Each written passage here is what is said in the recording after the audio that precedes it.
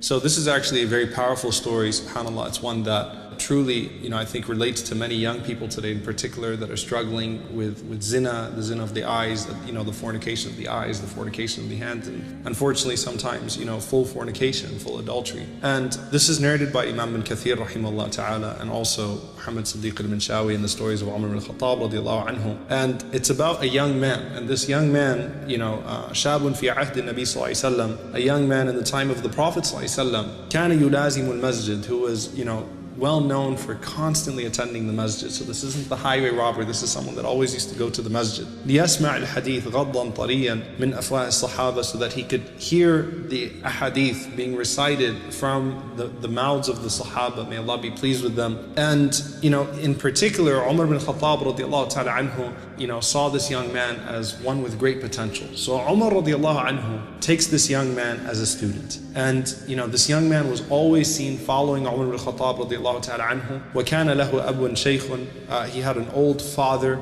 that he used to constantly go home and serve every single night. His mother had passed away, so it was just him and his father. And every night when he left the masjid, as he was on his way to his father, كَانَ عَلَى طَرِيقِهِ إِمْرَأَةٌ, there was a beautiful young lady that used to constantly call him to commit adultery. And subhanAllah, he would always ignore her. He would head to his father's house and he didn't pay attention to her. And then one day, and that's how it works with shaitan, right? He catches you in a vulnerable moment. One day, as he was walking and she started to tempt him, as she always did, he actually followed her. And subhanAllah, as he went behind her, لَمَّا أَرَادَ أَن يَدْخُلَ الْبَيْتَ خَلْفَهَا, just as he was about to enter into the house behind her, he remembered the ayah in Surah Al-A'raf, verse 201, تذكر قول الله, he remembered these words of Allah subhanahu wa ta'ala, إِنَّ الَّذِينَ اتَّقَوْا إِذَا مَسَّهُمْ طَائِفٌ مِنَ الشَّيْطَانِ تَذَكَّرُوا فَإِذَا هُمْ مُبْصِرُونَ. That indeed those who fear Allah subhanahu wa ta'ala, when they're touched by an impulse of shaitan,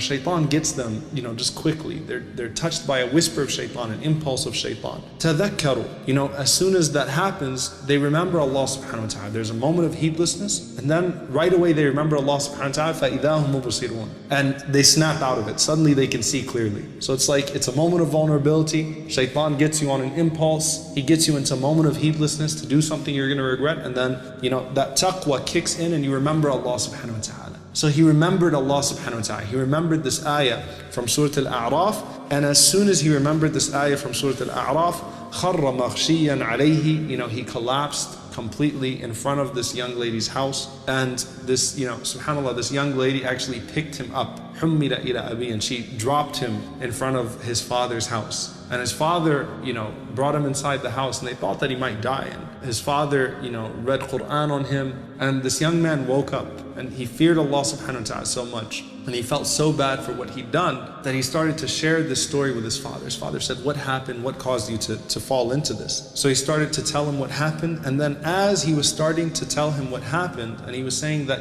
I remembered an ayah from the Quran, his father said, "What was that ayah that you remember?" And as he started to recite that ayah again, he passed out again, but this time he didn't wake up. So subhanAllah, he actually passed away. And Umar ibn Khattab radiallahu ta'ala anhu was called to the house, and he came, and he was very grieved. And they took him and they actually prayed janazah on him that night. And subhanAllah, this is where a miracle happens. As Umar radiallahu ta'ala anhu buried him and he cried, and they prayed on him, Umar ibn Khattab radiallahu anhu said, "Ya fata, waliman khafa maqama rabbihi jannatan." He said, "O young man," and he recited the 46th ayah of Surah Al-Rahman, "whoever fears the standing before his Lord will have 2 gardens, 2 Jannahs." And when Umar radiallahu ta'ala anhu said that, the young man actually responded from his grave. And that's why Ibn Kathir has this section, شَابٌ يَتَحَدَّثْ مِنْ قَبْرِهِ, a young man who spoke from his grave. The young man actually responded to Umar radiallahu ta'ala anhu and said, "Ya Umar, قَدْ أَعْطَانِيهِمَا رَبِّي فِي الْجَنَّةِ مَرَّتَيْنِ." Allah has given me these gardens in Jannah twice, meaning Allah has given me even double what you assume of Allah subhanahu wa ta'ala to give me. And what this shows you is that, again, the ayah in Surah Al-A'raf, yes, the shaitan will catch you sometimes where you don't expect, but if you have that consistent